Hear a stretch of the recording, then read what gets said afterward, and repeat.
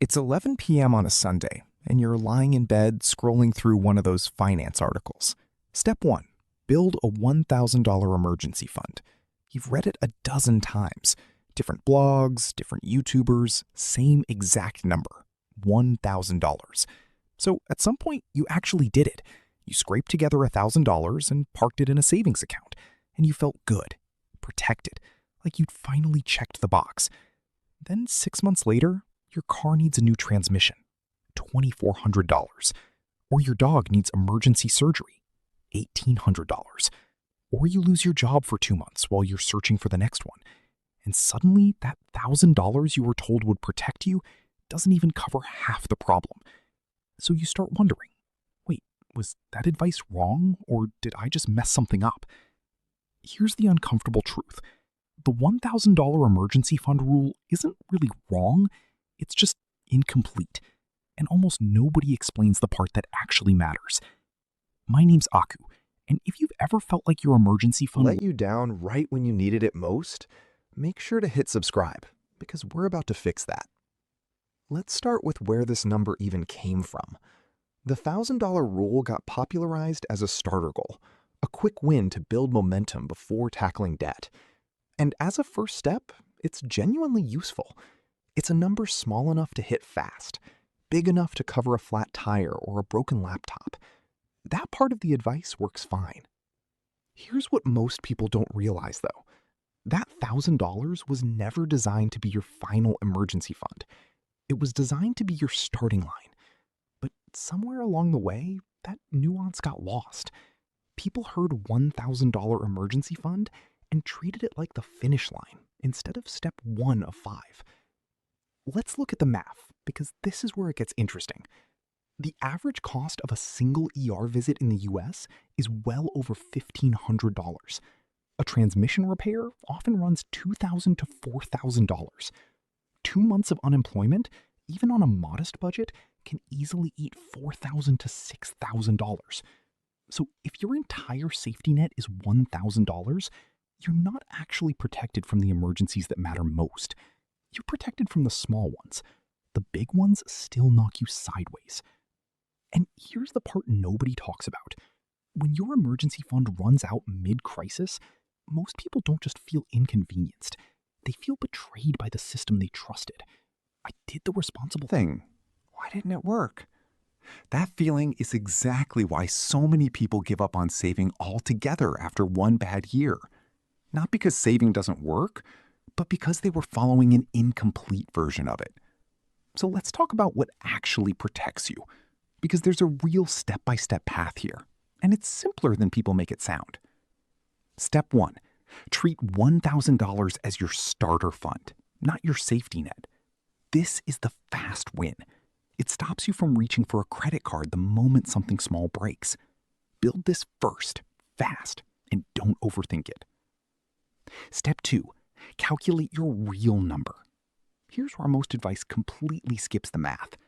Your actual emergency fund target should be 3 to 6 months of essential expenses, not your full lifestyle, just the essentials.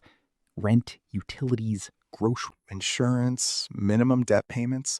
Let's run an example. Say your essentials add up to $2,200 per month. 3 months equals $6,600. 6 months equals $13,200. That's your real range, not $1,000. Now you might be thinking, Aku, $13,000 sounds impossible. Totally fair. Nobody builds that overnight, and you're not supposed to. Step 3. Build it in layers, not all at once. Layer 1 is your $1,000 starter fund, built fast, usually within a month or two. Layer 2 is 1 month of essential expenses, which protects you from most minor emergencies. Layer 3 is 3 months, which covers the bulk of real crises, like short-term job loss. Layer 4, optional but powerful, is 6 months, which is true financial armor, especially if your income is unpredictable or you're the sole earner in your household. Step 4. Match your target to your actual risk, not someone else's rule. Here's something almost nobody mentions. The right emergency fund size isn't universal. If you have stable salaried income, dual income in your household, and strong job security, 3 months might genuinely be enough. But if you're self-employed, work commission-based, or you're the only income in your home, 6 months isn't overkill. It's appropriate. The $1,000 rule treats everyone the same. Your real life doesn't. Step 5. Keep it boring on purpose. Your emergency fund's job isn't To grow. It's to exist exactly when you need it. That means a high-yield savings account, not the stock market, not crypto, not your investment portfolio. This money should never fluctuate because the moment it drops in value is exactly the moment a crisis might force you to use it. Let me give you a quick analogy. A $1,000 emergency fund is like wearing a seatbelt. It helps in a minor fender bender. But a real financial emergency is more like a serious crash. And a seatbelt alone won't save you there. You need airbags too. Layer 2 and 3 of your fund are the airbags. They're what actually keep you protected when the impact is bigger than expected. Now, here's the part that surprised me when I dug into this. People with 3 to 6 months saved report dramatically lower financial stress, even when their income is identical to someone without that buffer. Same paycheck, same bills, completely different stress levels. Because it's not about how much you earn. It's about how much runway you have if something goes wrong. You might be thinking, okay, but won't building 6 months of savings take forever? Maybe slower than you'd like. But here's the thing. Every layer you complete works immediately. You don't need the full 6 months to feel protected. 1 month of savings already eliminates most of the panic that comes with a surprise bill. 3 months eliminates panic over short-term job loss entirely. You get protection in stages, not all at the end. So let's recap the real path. Step 1, build your $1,000 starter fund fast. Step 2, calculate your actual essential expenses to find your true target.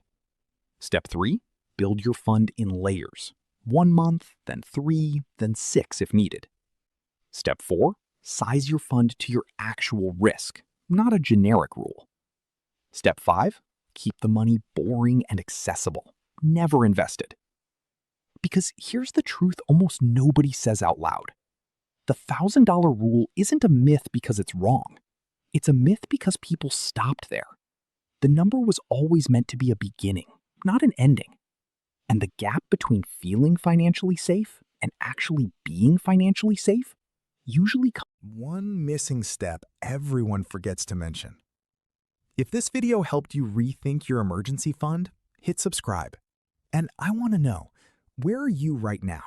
Still working on your first $1,000 or already building toward your full 3 to 6 months? Let me know in the comments. Because the moment you understand your real number, that $1,000 stops feeling like protection and starts feeling like exactly what it was always meant to be, a starting line.